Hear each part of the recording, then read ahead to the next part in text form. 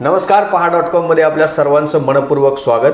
खरं तर विधानसभेच्या निवडणुका तोंडावर येऊन ठेपल्यात आणि जुन्नर तालुक्यामध्ये विधानसभेचे जे वार आहे किंवा विधानसभेची रणनीती सुरू आहे ती फार वेगवेगळ्या पद्धतीने आपल्याला पाहायला मिळते। दिवसागणिक रोज एक विधानसभेला इच्छुक चेहरा जुन्नर तालुक्यातून समोर येतोय।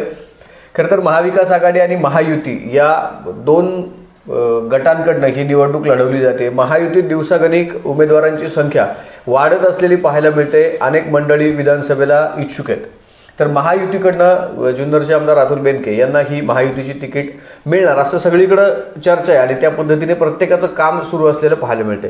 नेमकी ही प्रत्येकाची रणनीती कशा पद्धतीने सुरू आहे, जुन्नर विधानसभेची निवडणूक कशी रंगतदार ठरणार आहे, अनेक विषय आहेत खरं तर जुन्नर तालुक्यामध्ये। या संदर्भात चर्चेसाठी ह्या सगळ्या विषयांवर चर्चा करण्यासाठी आपल्यासोबत कात्रज दूध संघाचे व्हाईस चेअरमन भाऊसाहेब देवाडे आहेत। भाऊ, तुमचं खूप खूप स्वागत आहे। स्वागत आहे। नमस्ते भाऊ, खरं तर जुन्नर तालुक्यामध्ये राजकीय वातावरण प्रचंड ढवळून निघालेलं पाहायला मिळत आहे। खरं तर राष्ट्रवादी काँग्रेस पक्ष असेल किंवा आमदार बेनके साहेब असतील, बेनके कुटुंब असेल, यांच्या संदर्भात किंवा राष्ट्रवादी काँग्रेस पक्षाच्या संदर्भात नियमित तुम्ही तुमची भूमिका मांडत आलेल्या आहात। मधल्या काही कालखंडामध्ये लोकसभेच्या निवडणुका किंवा पक्षामध्ये झालेली दुही असेल, ह्या सगळ्या कालखंडामध्ये भाऊ फार कॅमेऱ्याच्या समोर दिसत नाही किंवा भाऊ फार व्यक्त होताना दिसत नाही। नेमकं काय? नाही, अभि असं तर काही तशी परिस्थिती नाही आणि प्रत्येक मधली लोकसभेची निवडणूक असेल, सन्माननीय आमदार अतुल शेठ बेनके साहेबांची जी भूमिका असेल, प्रत्येक वेळेला व्यक्त होण्यापेक्षा आपल्या कामात राहणं आणि जे काम जी भूमिका आपण घेतलेली आहे ती भूमिका पुढे घेऊन जाणं, याच्यासाठी खरं तर आम्ही अधिकचा वेळ त्या निमित्तानं देतो आहे। लोकांमध्ये राहणं, लोकांच्या समस्या काय आहेत त्या सोडवण्यासाठी सन्माननीय आमदार अतुल शेठ बेनके साहेबांच्या माध्यमातून प्रयत्न करणं आणि आमच्या असणाऱ्या भागातल्या कामांना त्या निमित्तानं न्याय देणं आणि त्यातून पुढं जाणं, हे खरं तर जे व्रत आम्ही स्वीकारलेलं आहे सामाजिक सेवेचं, ते घेऊन आम्ही पुढं जातो आहे। भाऊ, सध्या आपण परिस्थिती पाहतोय की जे काही पक्षामध्ये दुही पडली त्यामुळे विधानसभेची जी काही आता रणनीती सुरू आहे, खरं तर महाविकास आघाडी महायुती दोन आपापल्या पद्धतीने आपापलं काम करताना पाहायला मिळतात। पण ही सगळी परिस्थिती याच्याकडे तुम्ही कसं पाहताय? म्हणजे हे व्हायला नको होतं किंवा आता झालंय तर त्यातून पुढे काय व्हायला पाहिजे, तुम्ही त्याच्याकडे कसं पाहताय या सगळ्या गोष्टीकडे? अभि विषय असा आहे की राजकारण हे सातत्याने बदलत असतं आणि बदलत्या राजकारणाच्यासाठी आपण सगळे त्याचे साक्षीदार होतोय किंवा आहेत। कारण राजकारणामध्ये आणि प्रेमामध्ये काहीही क्षम्य आहे असं जे मानलं जातं आणि आत्ता ह्या अलीकडच्या काळातल्या राजकारणाची जी काही सगळी परिस्थिती आहे ती जेव्हा आपण पाहतो तेव्हा हे सगळं आपल्याला मान्य करावंच लागतं। महाविकास आघाडी महायुती हा जो सगळा बदललेला ट्रेंड आहे, खरं तर माझ्यासारखा कार्यकर्ता म्हणून ह्या सगळ्या गोष्टींकडे पाहताना मलाही असं वाटतं की हे राजकारण असंच सारखं बदलणार असेल किंवा हे बदलत असताना मग फार राज्य आणि देश लेवलच्या विषयावर आम्ही गप्पा मारणं, आमची प्रत्येकाच्या काही लिमिटेशन आहेत त्या ओळखता प्रत्येकाला आल्या पाहिजे। मला हा प्रश्न पडला की महाविकास आघाडी महायुती जेव्हा झाल्या, पण 2019ला सत्य जर स्वीकारायची वेळ आली तर 2019चं सत्य आपण सगळ्यांनी का स्वीकारत नाही की 2019ला राज्यातल्या जनतेने महाविकास आघाडीला सत्ताच दिली नव्हती। नैसर्गिक युती भाजप आणि शिवसेनेची होती आणि सत्ता देखील त्यांना मिळाली होती। ठीक आहे, त्यांच्यात काय झालं असं आपलं तो त्या लेवलचा विषय नाही, पण इथं आपापसात लढलेले आपण सगळे विरोधक तिथं काल एकमेकाच्या गळ्यात गळे त्या ठिकाणी घालायला लागले आणि नंतर परत 2 वर्षांनी जी समीकरणं बदलली ती परिस्थिती पुढं आली आणि मग हे सगळं पुढं घेऊन जाताना माझ्यासारख्या कार्यकर्त्याची पहिल्या दिवसापासूनची जी भूमिका आहे की आदरणीय स्वर्गीय वल्लभशेठ बेनके साहेबांबरोबर काम करण्याचा निर्णय जेव्हापासून मी घेतला तर याच्यासाठीच घेतला की या तालुक्याला पुढं घेऊन जाण्याची क्षमता बेनके कुटुंबामध्ये आहे। नामदार वल्लभशेठ बेनके साहेबांचं नेतृत्व तर आपल्या सगळ्यांना ज्ञात आहे। तालुक्यामध्ये एक खंबीर नेतृत्व त्या माणसानं केलं, तालुका पुढं नेला। तो तालुका पुढं नेत असताना सगळ्या क्षेत्रांना त्या ठिकाणी पुढं नेण्याचं काम केलं आणि तीच भूमिका विद्यमान आमदार अतुल शेठ बेनके साहेब घेत आहेत आणि मग त्याच्यामुळे राजकीय बदल काही होत असतील तर त्याच्यावर आपण एकमेकाला सल्ले देत बसण्यापेक्षा सन्माननीय आमदार अतुल शेठ बेनके साहेब जे तालुक्याच्या हिताच्या दृष्टीने जे करतायत त्यांच्याबरोबर राहणं हे व्यक्तिगतरित्या मी पसंत केलेलं आहे. आणि त्यामुळे मी फार कोणाला काही सांगणं, फार कोणाचे काय बोलणं, कोणाला सल्ले देणं ह्या कोणत्याही भानगडीत मी घेत नाही. खरं तर तुम्ही आमदार बेनके साहेबांनी विकासाच्या मुद्द्यावर ही सगळी भूमिका घेतली, या संदर्भात तुम्ही आता बोललात. अनेक चर्चा आहेत, म्हणजे जे आज तुमच्या सोबत आहेत त्यांच्याही खाजगी चर्चा आहेत, किंवा जे आज तुमच्या सोबत नाही आहेत त्यांच्याही खाजगी चर्चा आहेत की बेनके साहेबांचा निर्णय काही चुकला का. म्हणजे आज बेनके साहेबांच्या वाढदिवसाच्या निमित्ताने त्यांनी जे भाषण केलं त्याच्यातही असं म्हटलं की अनेक जण असं म्हणतात की बेनके साहेबांचा निर्णय जरा चुकलाच. तर माझं नेमकं काय चुकलं याच्यावरती त्यांनी मगाशी बऱ्याचशा याच्यात भाषण केलं. त्यांचा निर्णय चुकला का असं जी मंडळी म्हणतायत, त्यांना तुम्ही काय सांगाल, किंवा त्यांच्या ह्या निर्णयाकडे तुम्ही कसं पाहताय? मी अभिभाऊ मगाशीच एक वाक्य सांगितलं की शेवटी नेता अतुल शेठ बेनके साहेब या तालुक्याचं नेतृत्व करतायत. 2019ला राष्ट्रवादी काँग्रेस पक्ष एकसंघ असताना त्यांना सगळ्यांनी सहकार्य केलं, ते तालुक्याचे आमदार झाले. आमदार झाल्याच्या नंतर गेल्या 5 वर्षात या राज्यामध्ये जी काय राजकीय समीकरणं घडली, जी काय अपेक्षित कोणाला नव्हती, ज्याची कोणी कल्पना केली नव्हती, अशा अनेक घटना घडल्या. पण ह्याच्यामध्ये सुद्धा सन्माननीय आमदार अतुल शेठ बेनके साहेबांनी एक भूमिका मधल्या काळात जेव्हा ही निर्णय घ्यायची वेळ आली तेव्हा घेतली की सुरुवातीला आपण सगळे एकसंघ राहू. मीही कोणतीही भूमिका लगेच घेणार नाही. तालुक्याच्या हिताच्या दृष्टीने आजपर्यंत राष्ट्रवादी काँग्रेस पक्ष, बेनके कुटुंब आणि तुम्ही सगळे, मग ज्येष्ठ असतील, तरुण असतील, हे सगळे जे कार्यकर्ते आहेत, आपण सगळे एक कुटुंब म्हणून राहिलेलो आहोत.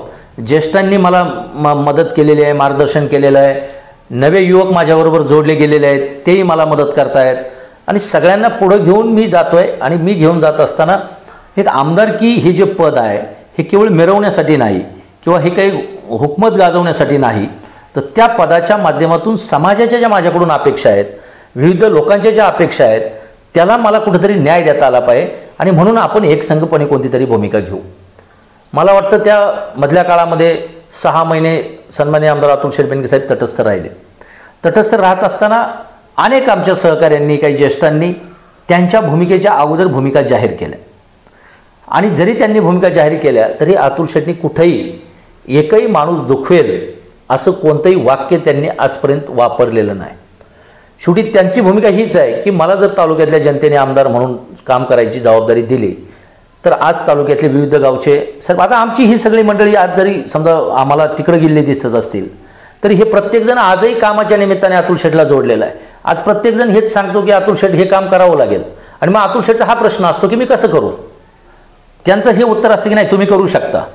याच्यामध्ये सगळ्यांना एक खात्री आहे की कामाचा जर निकाल घ्यायचा असेल, काम जर मार्गी लावायचं असेल, प्रशासनामधून काम काही मदत मिळवायची असेल तर ते फक्त अतुल बेनकेच करू शकतात, हा विश्वास बाकी सगळ्यांना आहे. आणि म्हणून ती जरी भूमिका झाली असली तरी मला माझा तालुका पुढं घेऊन जाताना मला हे पुढं घेऊन जायचं आहे.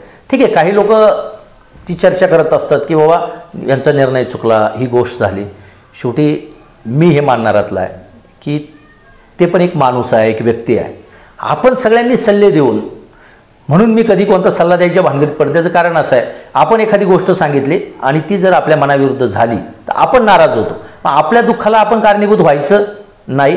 नेत्याने घेतलेली भूमिका कशी बरोबर आहे, आपला विश्वास त्यांच्यावर आहे तर ते काम करतायत, तर त्यांनी घेतलेली भूमिका बरोबर कशी आहे ती बरोबर घेऊन जायचं, ती समाजामध्ये सांगायची. अशा पद्धतीने खरं तर पुढं सगळ्यांनी जावं अशी माझी प्रामाणिक इच्छा आहे. भाऊ, आता ही जी सगळी तालुक्यातली परिस्थिती आहे की म्हणजे तुम्ही आता सगळी मंडळी माहिती आहे, तुम्ही बेनके साहेबांच्या सोबत आहेत. भारतीय जनता पार्टीची सत्ता केंद्रात आहे, राज्यात ते सत्तेमध्ये आहेत. तालुक्यामध्ये भारतीय जनता पार्टीचं एक सक्षम नेतृत्व आपल्याकडे आहेच आहे, नाही आपल्याला म्हणता येणार नाही. जी महाविकास आघाडीतली आता परिस्थिती आहे की कुठल्या पक्षाला हे सीट जाणार आणि कुणाला ही आमदारकी मिळणार, तसं महायुतीत नेमकी परिस्थिती आज काय, कार्यकर्त्यांच्या मनात नेमकं काय, ही जागा भारतीय जनता पार्टीला सुटणार, किंवा ह्या देखील चर्चा आहेत की ही जागा राष्ट्रवादी काँग्रेस अजित पवार गटाला सुटणार, की अजून नेमकं याच्यामध्ये काय घडणार, ह्याच्यामध्ये कितपत तथ्य, चर्चा मोठ्या प्रमाणावर होतात. शेवटी प्रत्येक कार्यकर्त्याला असं वाटत असतं की माझा नेता मोठा झाला पाहिजे, माझा नेता सत्तेच्या पदावर बसला पाहिजे. आणि त्या भूमिकेतून प्रत्येक कार्यकर्त्याला वाटतं की बाबा आज 3 पक्षांची इकडं महायुती आहे, तर ह्या महायुतीमध्ये ही जागा आमच्या पक्षाला यावी. जसं महाविकास आघाडीत आपण रोज पाहतोय तसं महायुतीमधल्या नेत्यांना, कार्यकर्त्यांना वाटणं स्वाभाविक आहे. पण एक राजकारणातले काही संकेत, काही अलिखित नियम किंवा आजपर्यंत ज्या गोष्टी आपण पाहिल्या की जे तिथं सिटिंग आमदार असतात, सिटिंग खासदार असतात, त्यांना पहिली प्रायोरिटी त्या असणाऱ्या आघाडीमध्ये मिळते. आणि त्याच्यामुळे आम्हाला ह्या गोष्टीची खात्री आहे की अतुल शेठ बेनके साहेबांची उमेदवारी ही फायनल आहे किंवा ती उमेदवारी त्यांना मिळेल.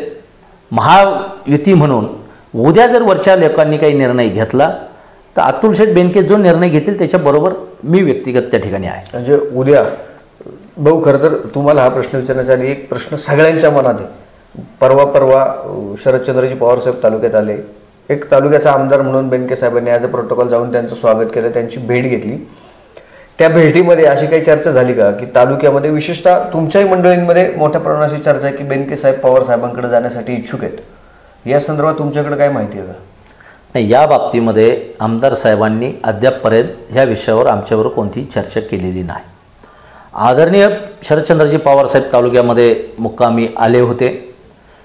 सकाळी आमदार साहेब खासदार साहेबांच्या घरी जाऊन पवारसाहेबांना भेटले आणि त्यानंतर मीडियाने मोठ्या प्रमाणामध्ये ती बातमी त्या ठिकाणी चालवली. पण त्याचा खुलासा स्वतः आमदार साहेबांनी केलेला आहे आणि म्हणून मला वाटतं मी त्याच्यावर काही भाष्य करणं योग्य नाही. पण जर ते असेल, तशी कार्यकर्त्यांची इच्छा असेल किंवा आमदार साहेब समजा शरदचंद्र पवार गटात जाणार असेल तर तुमच्या सगळ्या मंडळींची काय भूमिका? मी मगाशी सांगितलं अभि की माझी भूमिका, अतुल शेठ जी काय भूमिका कोणतीही घेऊ देत राजकारणातली, मी त्यांच्याबरोबर आहे. त्याच्यामुळे त्यांना हे करा की हे करू नका हे सांगण्याच्या याच्यामध्ये मी अजिबात जात नाही. खासदारकीची निवडणूक संपन्न झाली. खासदारकीच्या निवडणुकीमध्ये सगळ्या मंडळींनी एकमुखानं तुम्ही घड्याळाचं काम केलं, अजित पवार गटाचं काम केलं. त्याच्यामध्ये तुम्हाला त्या सगळ्या निवडणुकीमध्ये अपयश आलं. पुन्हा एकदा डॉक्टर कोल्हे या खासदारकीच्या याच्यामध्ये बसले आणि ते खासदार आपल्या जुन्नर तालुक्याचा सुपुत्र खासदार झाला, अशी जोरदार चर्चा सगळीकडे झाली. तो जो पराजय झाला, त्या पराजयातून काय नेमकं आता कार्यकर्ते शिकतायत? विधानसभेच्या निवडणुका तोंडावर आहेत. लोकसभेची निवडणूक ही वेगवेगळ्या घटकांशी वेगवेगळ्या प्रकारची असणारी नाराजी असेल, केंद्र सरकारच्या बाबतीतले काही भूमिका असतील, ह्याला एकच कांगोरा त्या निवडणुकीला नाही. किंवा आपल्या तालुक्यातले डॉक्टर अमोल कोल्हे साहेब आपल्या तालुक्याचे सुपुत्र आहेत, ह्या अनेक गोष्टी त्याच्यामध्ये आहेत. आणि शेवटी एकदा लोकशाहीमध्ये लोकांनी दिलेला निर्णय हा स्वीकारावा लागतो, मान्य करावा लागतो. आणि लोकसभेची निवडणूक झाली, कोल्हे साहेब खासदार झाले, पण लोकसभा आणि विधानसभेमध्ये खूप त्या निमित्तानं वेगवेगळे अंतर असतं, त्याच्यामध्ये वेगळे मुद्दे असतात, स्थानिक परिस्थिती असते, स्थानिक संपर्काचा विषय असतो, बाकीच्या गोष्टी असतात. त्यामुळे लोकसभेचं जे काय सूत्र आहे ते विधानसभेला लागू होईल असं मानणारातला मी नाही. निश्चितपणे तर हा मुद्दा महत्त्वाचाच आहे की लोकसभेत जे घडेल ते विधानसभेत घडेल असं कधीच होत नाही, आजपर्यंत देखील ते झालेलं नाही. भाऊ, महायुती आणि महाविकास आघाडी असा हा सामना भविष्यामध्ये रंगणार आहे. महाविकास आघाडीचा जर आता विचार केला तर सगळे तुमचे सहकारी राष्ट्रवादी काँग्रेस पक्षातले त्या ठिकाणी शरदचंद्र पवार गटामध्ये आहेत. दिवसागणिक जर आपण पाहिलं तर अनेक नावं समोर येत आहेत आमदारकीसाठी. पर्टिक्युलर आपण राष्ट्रवादी काँग्रेस शरदचंद्र पवार गटाचा विचार केला तर त्याच्यामध्ये अर्धा डझनपर्यंत सगळे मंडळी आमदारकीला इच्छुक आहेत. कसं पाहता या सगळ्याकडे? जर आज भाऊ देवाडे तिकडे असते तर पुन्हा एकदा ते आमदारकीला इच्छुक झाले असते? अभि, मी स्वतःच्या मर्यादा ओळखणारा कार्यकर्ता आहे. तालुक्याची आमदारकी आज प्रत्येकाला वाटत असेल की महाविकास आघाडीला या तालुक्यामध्ये 51,000 प्लस मतदान झालं आणि मग ऐकतं आपण आपल्या नावापुढं आमदार शब्द लागेल आणि मग प्रत्येकाच्या महत्त्वाकांक्षा त्या निमित्तानं जागृत झाली. त्या सगळ्यांना माझ्या शुभेच्छा आहेत. पण लोकशाहीमध्ये अशी पण एखादी गोष्ट आली पाहिजे की मध्ये राजसाहेब ठाकरे म्हणायचे की ज्याला काय कोणाला राजकारण किंवा ज्याला पदं द्यायची तिकडे परीक्षा घ्यायची किंवा त्यांची ते काहीतरी मुद्दा होता. तसं विधानसभा लढणारे जे काय असतील ना त्यांची सुद्धा एकदा तपासणी झाली पाहिजे. ते सुद्धा एकदा माझं वैयक्तिक मत आहे. खरं तर त्याला सुद्धा शासनाने याच्यामध्ये ही काहीतरी तरतूद केली पाहिजे. पण इच्छा व्यक्त करणं काय चुकणार नाही. शेवटी माणूस आम्ही इच्छेच्या बाबतीत नाही मी बोलत. नाही नाही, तुम्ही जो मुद्दा म्हणताय की त्यांची बौद्धिक चाचणी, ती कॅपेबिलिटी चेक करणं, हे जे तुमचा मुद्दा आहे, आता कॅपेबिलिटी चेक करणं, आता प्रत्येक गोष्टीत पडल्याशिवाय माणूस पाण्यात पडल्याशिवाय पोहायला शिकत नाही. 100% बरोबर आहे. शेवटी तुम्ही एखाद्या गोष्टीमध्ये जेव्हा गेल्यात त्याच्यानंतर अनुभवाने तुम्ही तयार होता. बेनके साहेब पहिल्या टर्मला आमदार झाले, ते काय वल्लभ शेठकडनं सगळीच आमदार की शिकून आलेले नव्हते, त्याच्यात पडल्यानंतर त्यांनी या मताशी मी 100% सहमत आहे. पण माझं व्यक्तिगत मत आहे ते, मी काही जुन्नर तालुक्यापुरतं बोलत नाही. ते आज तुम्ही जर राज्यातल्या प्रत्येक तालुक्याच्या इच्छुकांची संख्या पाहिली तर प्रत्येक मतदारसंघात, प्रत्येक विधानसभेमध्ये, मग महाविकास आघाडीमध्ये सुद्धा किमान 8-10 लोक आहेत, महायुतीमध्ये सुद्धा किमान 8-10 लोक आहेत. आमदारकीचा जेव्हा हे 4 शब्द आपल्याला वाचायला बोलायला सोपे वाटतात, पण जेव्हा तालुक्याचा विचार, त्या मतदारसंघाचा सर्वांगीण विचार, सगळ्या गोष्टी त्याच्यामध्ये आल्या, मग सगळी क्षेत्र आली, ह्या सगळ्याच्या बाबतीमध्ये आपल्या सगळ्यांना आपण त्याच्यामध्ये किती कॅपेबल आहोत हे सुद्धा वास्तव स्वीकारायची एक दिवस वेळ येणार आहे. आधी आज लोकमत या बाजूला आहे आणि म्हणून उद्या मी तिथं गेलो आणि मी तिथं उभा राहिलो तर मी सहज निवडून येऊ शकतो, हे प्रत्येकाला वाटणं, त्याची इच्छा असणं 100% स्वाभाविक आहे. पण दुसऱ्या बाजूला हे सगळं चालवण्याच्यासाठी पण प्रत्येक गोष्टीचे आपल्याकडे प्रत्येकाकडे काही ना काही क्षमता आणि ती कुठेतरी अधोरेखित पण झाली पाहिजे. या मताचा तुमच्या ह्या मताशी मी सहमत आहे, परंतु त्याच्यामध्ये अजून एक गोष्ट की जे तिकडे इच्छुक मंडळी, त्यातली बऱ्यापैकी मंडळींनी अनेक वर्ष जिल्हा परिषदेवर काम केलेलं आहे, जिल्हा परिषदेचे उपाध्यक्ष म्हणून काम केलेली मंडळी त्या ठिकाणी आहेत. वल्लभ शेठ बेनके साहेबांच्या सोबत अनेक वर्ष प्रशासकीय कामं पाहिलेली ही सगळी मंडळी, ज्येष्ठ मंडळी देखील त्या ठिकाणी आहेत. 2 जिल्हा परिषद सदस्य, 3 जिल्हा परिषद सदस्य त्या ठिकाणी आहेत. मग आपण हे असं कसं तुम्ही म्हणता की त्यांनी कॅपेबिलिटी चेक केली पाहिजे? इतक्या मी त्यांची म्हणलोच नाही. राज्यात जी किंवा देशामध्ये सुद्धा भविष्यात ह्या गोष्टीची सुद्धा गरज लागणार आहे, हे माझं मत आहे. आता तिकडं जे समजा जे सगळे इच्छुक आहेत आता तालुक्यात, ते प्रत्येकजण सक्षम आहेत त्यांच्या दृष्टीने. त्यांना वाटतं की आमच्याकडे हा सगळा अनुभव आहे, प्रशासनाची आम्हाला माहिती आहे, आम्ही प्रशासन चालवू शकतो, आम्ही तालुका चालवू शकतो, हे प्रत्येकाला वाटणं स्वाभाविक आहे. समजा आज जी काही मंडळी इच्छुक आहेत त्यातली 1-2 लोकच ही तालुक्याच्या कानाकोपऱ्यापर्यंत त्यांचं किमान नाव तरी माहिती आहे. मला वाटतं बाकीच्यांची ती परिस्थिती नाही. ठीक आहे, आज सोशल मीडियाचा जमाना आल्यामुळं, डिजिटलचं जमाना आल्यामुळं, तुम्ही लोकांपर्यंत पोहोचण्याची वेगवेगळी माध्यमं उपलब्ध झाल्यामुळं तुम्ही लोकांपर्यंत त्या माध्यमातून पोहोचू शकता. पण वास्तववादी जे आहे, प्रॅक्टिकल जीवन जे आहे, ते तालुक्यामध्ये बाबा सगळीच माणसं सगळ्या ठिकाणी तेवढ्या पद्धतीने पोचलेली आहेत असं मला वाटत नाही. आणि सगळ्यांच्या इच्छा असणं, आम्ही म्हणतोय की इच्छा असणं 100% योग्य आहे. त्यांना वाटतंय, त्यांनी त्यांच्या इच्छा व्यक्त केलेल्या आहेत, त्यांनी त्यांचं काम चालू केलेलं आहे. आमच्या त्या सगळ्यांना शुभेच्छाच आहेत. शेवटी आज काल सगळे एकत्र एक कुटुंब म्हणून आम्ही सगळ्यांनी बरोबर काम केलं आहे. आज समजा राजकीय विचारसरणी त्यांनी वेगळी घेतली म्हणून काय आम्ही एकमेकाची शत्रू झालेलो आहे असं अजिबात नाही. कारण काल आपण पाहिलं महायुतीमध्ये, काल अतुल शेठ बेनके साहेब असतील, शरददादा असतील, आशाताई असतील, हे 2009ला असेल, 14ला असेल, 19ला एकमेकाच्या विरोधात लढलेली लोक काल एकमेकाच्या गळ्यात गळा घालून प्रचार करताना आपण सगळ्यांनी पाहिलेलं आहे. त्याच्यामुळं राजकारणात मगाशीच मी सांगितलं तसं राजकारणात प्रेमामध्ये सगळं क्षम्य आहे. त्याच्यासाठी ती गोष्ट आहे तर आपण पुढे जाऊ. भाऊ, महाविकास आघाडीतली सगळी मंडळी वारंवार सांगतात की आम्ही सगळी मंडळी एकत्र आहोत, जे महाविकास आघाडीत पक्ष, आम्ही सगळे एकच संघ राहणार आहोत आणि त्या पद्धतीने आम्ही ती निवडणूक लढवणार आहे, जशी आम्ही खासदारकीची निवडणूक लढवली.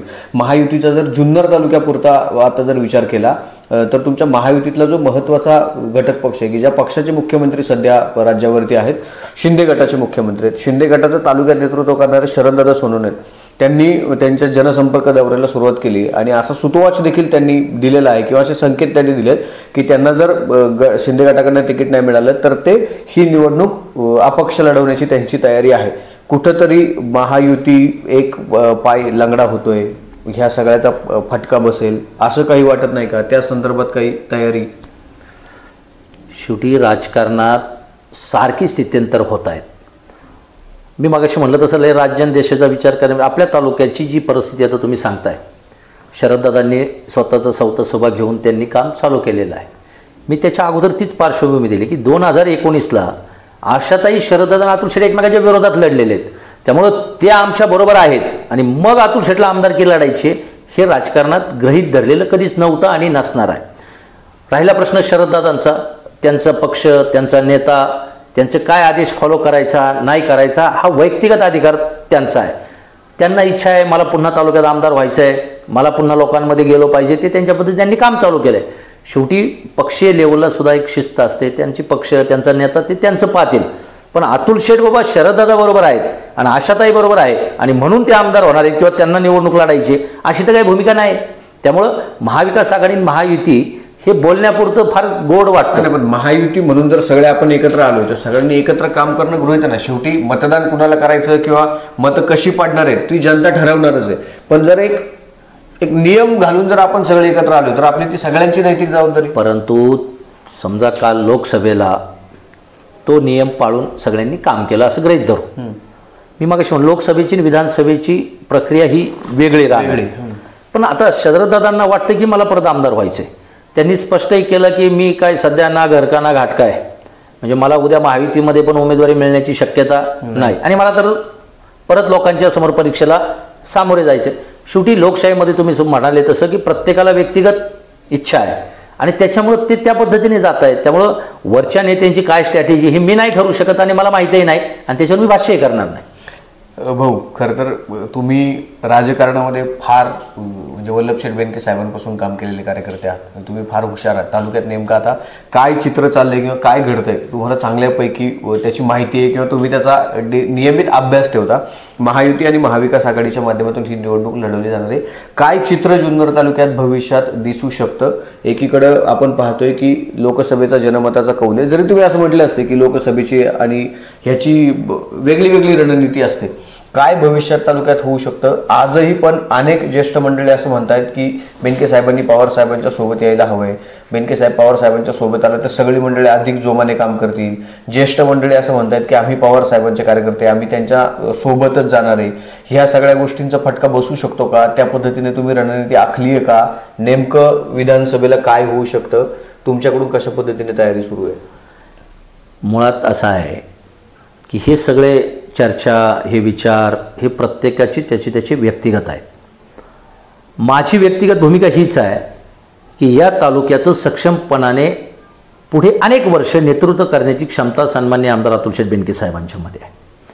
गेल्या 5 वर्षाचं सगळी वस्तुस्थिती जर आपण डोळ्यासमोर आणली तर 2019 पासून 2 वर्षाचा कोरोनाचा काळ, मधले 2 वेळचं सरकार बदलण्याचा काळ, हा जो 4.5-5 वर्षाचा कालावधी आजपर्यंत गेला, या सगळ्यामध्ये आमदार अतुल बेनके यांनी तालुक्यामध्ये कुठेही राजकीय संघर्ष होणार नाही, व्यक्तिगत संघर्ष होणार नाही आणि तालुका पुढे घेऊन जाताना विकासाची जी भूमिका स्वर्गीय वल्लभशेठ बेनके साहेबांनी घेतली ती पुढे घेऊन जात असताना सगळ्यात महत्त्वाचं गेले 5 वर्षामध्ये या तालुक्यातल्या आपल्याकडे असणाऱ्या 5 धरणांच्या मधल्या पाण्याचं किल्लो नियोजन, त्या माध्यमातून तालुक्यातल्या शेतकऱ्यांना झालेला त्याचा उपयोग, हे वास्तव आपल्याला स्वीकारायलाच लागेल.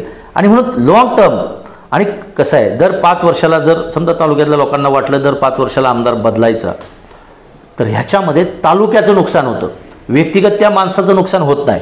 आणि सुरुवातीला मी हेही सांगितलं होतं की बाबा हे सगळे नेते मंडळी ज्याच्या त्याच्या पद्धतीने सक्षम आहेत, ह्यांचं कुठं काही अडत नाही. पण शेवटी उद्या तालुका पुढं घेऊन जाताना, एखादं व्हिजन पुढं घेऊन जात असताना जर आपला लोकप्रतिनिधी त्या ठिकाणी कायम राहिला तर ती गोष्ट पूर्ण ताकदीने पुढे जाऊ शकते.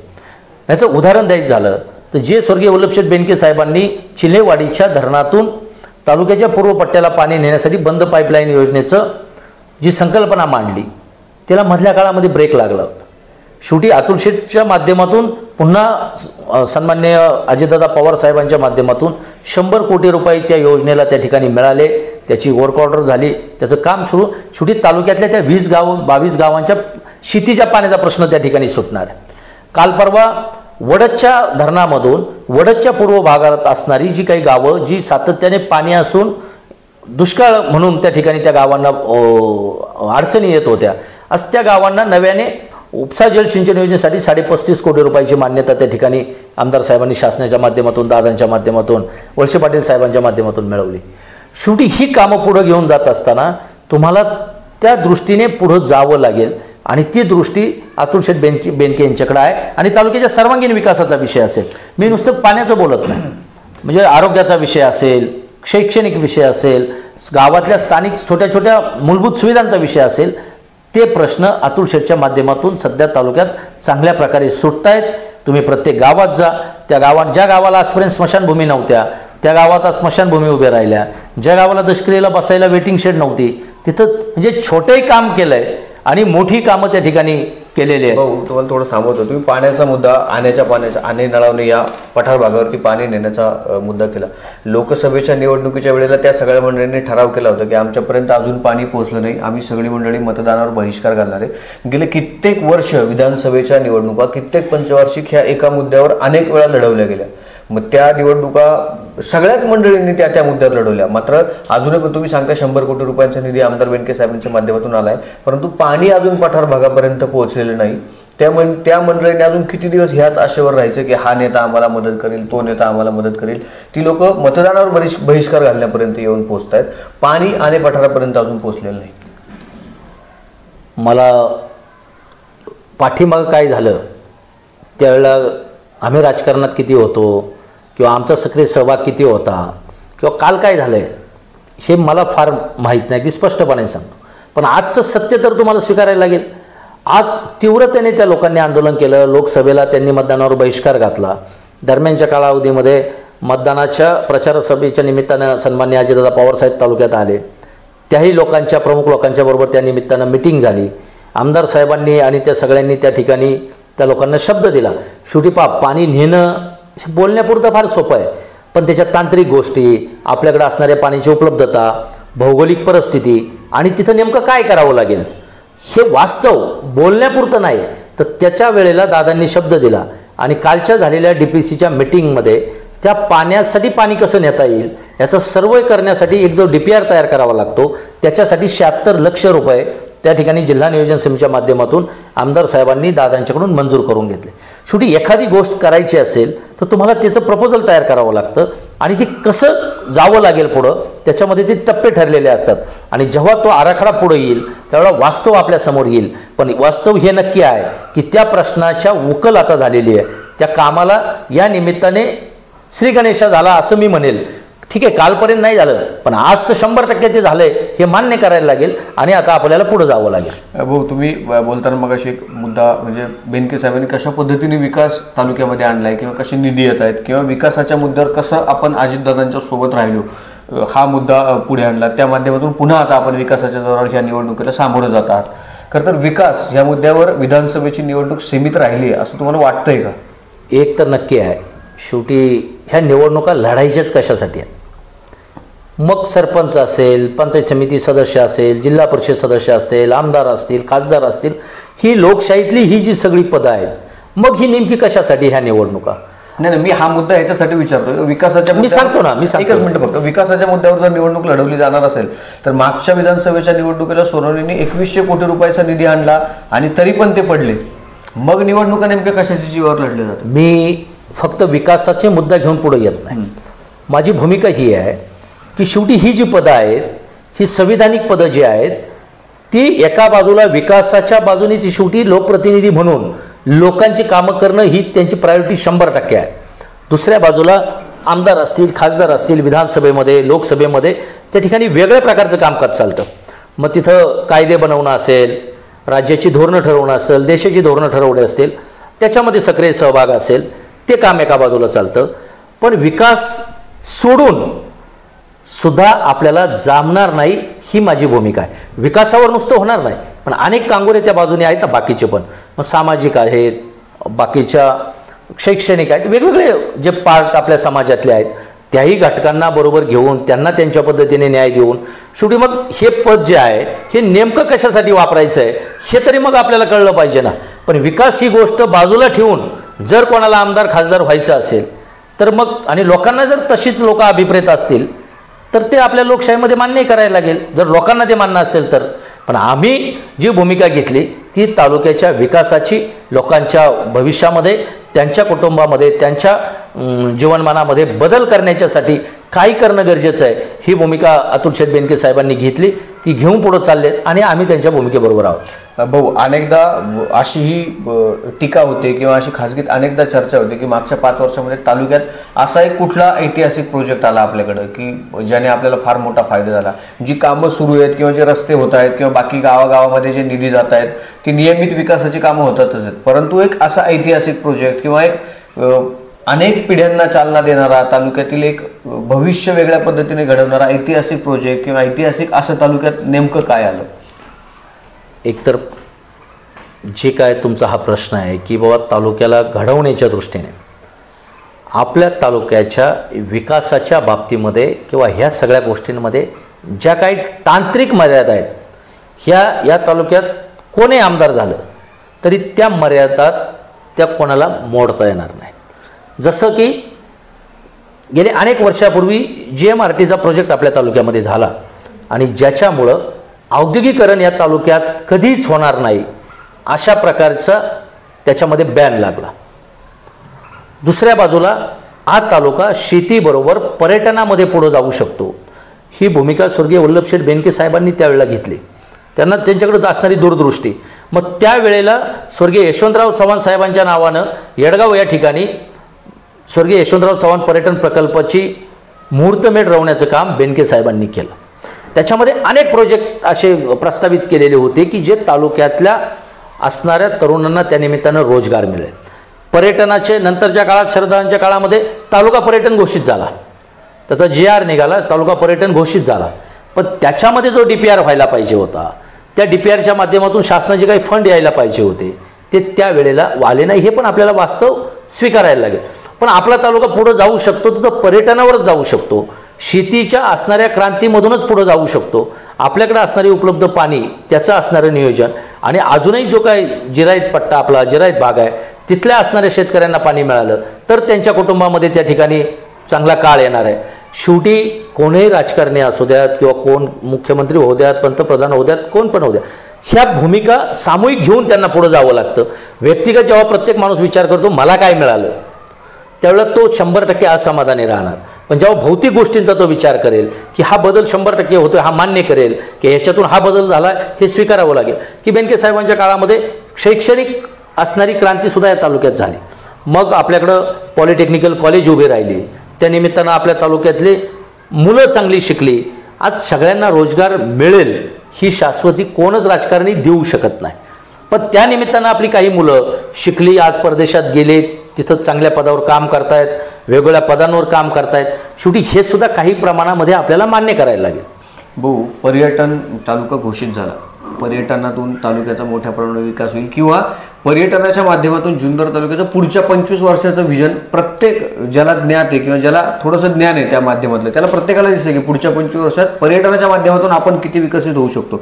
जुन्नर तालुका पर्यटन होऊन जवळपास 8-9 वर्ष होऊन गेले, मात्र पर्यटनाच्या माध्यमातून जुन्नर तालुक्यात वेगळं असं काही दिसत नाही आहे. 8-9 वर्षात त्या माध्यमातून रोजगार निर्मिती काहीतरी प्रोजेक्ट उभा राहिला तर होईल.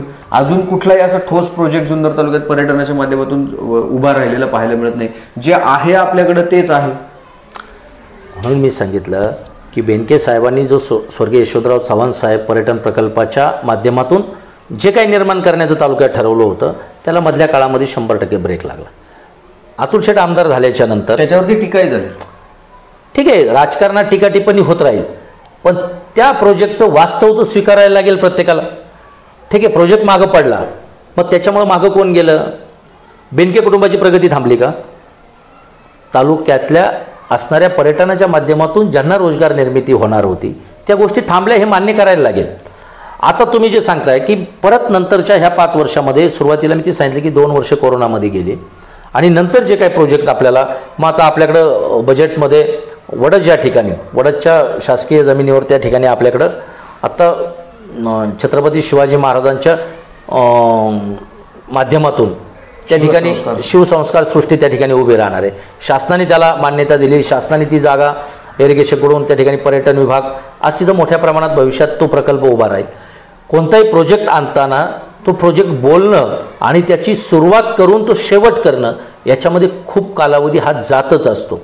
कारण आपण साधं घर बांधायचं म्हटलं तरी आपला पाया खणण्यापासून तर वर त्याच्यावर शेवटचं काम होतपर्यंत 1-2 वर्षाचा कालावधी जातो. हे तर शासकीय प्रोसेस आहे. पण एकदा का एखादा प्रोजेक्ट उभा राहिला की तो 100% पुढच्या अनेक पिढ्यांसाठी तो पथदर्शक असेल, तो रोजगार निर्मितीच्या दृष्टीने असेल आणि त्या माध्यमातून त्या परिसराचा अधिकचा विकास हा होतो. आज पर्यटनाच्या दृष्टीने आपण पाहतो. आज साधा आमच्याकडचं नाणेघाटाचा विषय मी तुम्हाला सांगतो की गेली अनेक वर्षे तिथं असणारा फडके बंधाऱ्याचा विषय होता. तो बेनके साहेबांच्या माध्यमातून मार्गी लागला. आज तिथल्या गावांचा पिण्याच्या पाण्याचा प्रश्न सुटला. अनेक पर्यटक तिथं येत आहेत. मग पर्यटक आल्याच्यानंतर आमच्या त्या परिसरामध्ये आजही तुम्ही आलात तर सगळ्या हॉटेलांना त्या ठिकाणी पुरेशा प्रमाणामध्ये त्या ठिकाणी व्यवसाय मिळाला. आमच्या छोट्या छोट्या कार्यकर्त्यांनी, स्थानिक लोकांनी त्या ठिकाणी होमस्टे चालू केले, घरगुती जेवण चालू केलं आणि हा एक प्रकारे रोजगार निर्मिती आहेच, हे आपल्याला मान्य करावं लागेल. मी फक्त एक उदाहरण दिलं. तसं आपल्या तालुक्यात अनेक ठिकाणी होमस्टे, ज्या त्या ठिकाणी पर्यटनाचे काही पावसाळ्यामध्ये पलीकडचं मडखोरं, खिरेश्वर, हरिश्चंद्रगड किंवा पलीकडं पिंपळगाव जोग्याचे जे तिकडेही मोठ्या प्रमाणात त्या ठिकाणी हॉटेलिंग व्यवसाय वाढला. आज त्या परिसरामध्ये तिकडं मोठ्या प्रमाणात पिक्चरची शूटिंग होते. माळशेजचा त्या ठिकाणी असणारा पर्यटक आपल्याकडे येतो. आपल्याकडे 2 अष्टविनायकांमुळं लोक येतात, किल्ले शिवनेरीमुळं लोक येतात आणि ह्याच्यामध्ये आपल्या परिसरामध्ये हॉटेल व्यवसाय नक्की वाढलेला आहे, हे आपल्याला मान्य करायला लागेल. भाऊ, ज्या फडके बंधाऱ्याचा तुम्ही उल्लेख केला, त्या फडके बंधाऱ्याचं काम झाल्यानंतर जो पाण्याचा थागारा पाठीमागे येतो तिथं तुमच्याच एका सहकार्याचं संपूर्ण शेतजमीन गेली, त्याच्यामध्ये घर गेलं. अनेक वर्ष तो न्याय मागत होता. शेवटी त्याला बच्चूकडूनपर्यंत जावं लागलं आणि तिकडनं त्याला न्याय मिळाला असं तो वारंवार सांगतोय. कुठं कमी पडलो आपण नेमकं? नाही, कमी पडलो नाही. अनिल रावते हा आमचा कार्यकर्ता आहे. वास्तव हे आहे की सुरुवातीला तिथल्या असणाऱ्या ग्रामपंचायतने तिथली NOC दिली त्या जागेची की बाबा इथं आमच्याकडं या बंधारा होण्याला कोणतीही अडचण नाही. नंतरच्या कालावधीमध्ये जेव्हा बंधारा झाला आणि प्रत्यक्ष त्याच्यामध्ये जेव्हा पाणी आडलं, त्याच्यामध्ये काही तांत्रिक चुका नक्की झाल्या आणि अनिल बरोबर काही अनिलची जास्त 4 एकर शेती त्या पाण्यामध्ये 100% जाते. स्वतः आमदार साहेब ते पाहायला आले. त्याच्यामध्ये त्याला काय मदत करायची ती आम्ही करण्याचा प्रयत्न केला. तुम्ही जेव्हा त्याला व्यक्तिगत विचाराल तर त्या भूमिकेबरोबर मी सुद्धा व्यक्तिगत सातत्याने राहिलो. कारण शेवटी एखाद्याचं आज 4 गावाचं भलं होताना त्याच्यामध्ये त्या ठिकाणी त्याचं नुकसान 100% झालेलं आहे. तर मग त्या असणाऱ्या छोपा विभागाचे जे काय ऑफिस त्यांच्यावर संपर्क करून की बाबा मग एकतर त्याला ती शेतीचं बांध करून त्याला शेती उचलून द्या, तर त्या तांत्रिक गोष्टीमध्ये त्याच्यामध्ये वेळ गेला, हे वास्तव आहे. मग त्याच्यामध्ये एक मार्ग आमदार साहेबांच्या माध्यमातून काढला गेला की बाबा त्या पाण्याचं जर बंधाऱ्याची उंची वाढलेली आहे तर आपण त्याला ढापे करू, त्याला गेट करू आणि त्याच्यामध्ये ते पाण्याची उंची कमी करण्याचा प्रयत्न करू. आणि मग तिथंही त्यावेळेला ते आजही तुम्ही त्या बंधाऱ्यावर गेलात तर एका बाजूला त्या ठिकाणी त्या विभागाने ढापे बसवण्याच्यासाठी कटिंगचं काम चालू केलेलं होतं. परंतु 100% त्या गावाने त्या गोष्टीला विरोध केला आणि मग एका बाजूला गाव विरोध करतंय, दुसऱ्या बाजूला कार्यकर्त्याचं नुकसान झालं हे त्या लोकांना पण दिसतंय. तर आमची भूमिका आहे की त्या लोकांनी पण त्याच्यात सामंजस्याचा मार्ग, शेवटी स्थानिक ग्रामपंचायत आहे, स्थानिक गावकरी, मग त्यांनी ते उंची कमी करून द्यायला पाहिजे या मताचा मी आहे. किंवा मग अनिलला मदत केली पाहिजे या पण मताचा मी आहे. तुम्हाला प्रश्न तो नाही भाऊ, अनिलला मदत होईल किंवा अनिलला त्यातून बाहेर काढलंच पाहिजे, पण अनिलला आपल्या इतक्या संपर्कात अनिल असताना किंवा आपल्या इतक्या जवळ अनिल असताना अनिलला तिथपर्यंत जावं लागलं, हे दुर्दैव नाही. अनिल तिथपर्यंत गेला, अनिल ते उपोषण हे सगळं अनिलला माहिती आहे. तुम्ही व्यक्तिगत विचारलं तर त्याच्यामध्ये आम्ही काय मदत केली हे तो सांगेल. त्याचा भाऊ दुर्दैवाने एक अपंग आहे आणि तो त्या प्रहार संघटनेचा सभासद आहे आणि त्या माध्यमातून प्रहार संघटनेने तिकडं काय ते पोचवलेलं होतं आणि म्हणून बच्चू कडू साहेबांनी तो विषय त्या ठिकाणी त्या बाईटमध्ये घेतला. त्याच्यानंतर बाबा काही तहसीलदार हे सगळं झालं. प्रॅक्टिकल अनिलला न्याय मिळाला पाहिजे या भूमिकेशी आम्ही आहोत. कारण आम्हाला तो आमचा आहे किंवा तो तिकडं का गेला आणि याचा प्रश्न यांनी का मिटला हे आमचं म्हणणं नाही. आमदार साहेबांनी त्याच्यामध्ये मध्यमार्ग काढलेला होता हे त्यालाही माहिती आहे, पण स्थानिक लोकांचा तिथं विरोध आहे. त्याच्यामध्ये स्थानिक लोकांनी पुढे येऊन तो मध्यमार्ग स्वीकारावा अशी माझी विनंती आहे. भाऊ, निवडणुका अगदीच अंतिम टप्प्यात आहेत. काय नेमकं तुम्ही जनतेला सांगणार आहात? काय भविष्यातलं विजन आहे? कारण प्रत्येक आता जसं मगाशी आपली चर्चा झाली की खूप मंडळी इच्छुक आहेत आणि प्रत्येकजण आपलं विजन सांगतो. प्रत्येकाला तालुक्यासाठी काहीतरी एक वेगळं त्याचं विजन आहे. कुणाला दवाखाना बांधायचा आहे, कुणाला आणे पठारावर पाणी न्यायचं आहे, कुणाला जनतेसाठी हे करायचं आहे ते करायचं. प्रत्येकजण आपलं विजन समोर ठेवतोय. येत्या कार्यकालामध्ये तुम्ही निवडणूक कुठल्या विजनच्या माध्यमातून लढवणार आहात? काय जनतेला आपण वेगळं देण्याचा प्रयत्न करणार?